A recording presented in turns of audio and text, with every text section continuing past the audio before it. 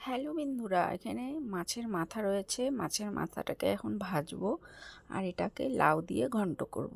তো মাছের মাথাগুলো ভেজে নিচ্ছি আর এদিকে লাউটাও কেটে রেখেছি। লাউটার মধ্যে দিব হচ্ছে জিরা আদা বাটা, তো ওগুলোও সব বেটে নিয়েছি। তো মাছগুলোর মাথাগুলো ভাজতে সময় লাগে, তাই উল্টে পাল্টে ভালো করে ভেজে নিচ্ছি। তো আমার ভাজা হয়ে গেছে। ওই তেলেই শুকনো লঙ্কা, সাদা জিরা আর তেজপাতা ফোড়ন দিয়ে লাউগুলোকে এবার ঢেলে দেব।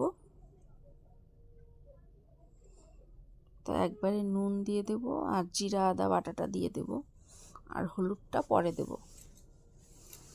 একটু মজে আসবে তারপর আমি হলুদটা দিব।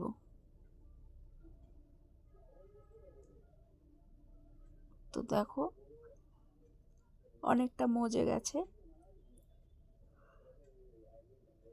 এবার মাথাটা দিয়ে দিলাম, হলুদটাও দিয়ে দিয়েছি। এখন নেড়ে চেড়ে ধনেপাতা দিয়ে আমি লাউ ঘন্টটা নামিয়ে নেব। তো তোমরা কে কে খাও অবশ্যই আমাকে জানাবে। তোমরা কমেন্ট করো না কেন, লাইক করো না কেন,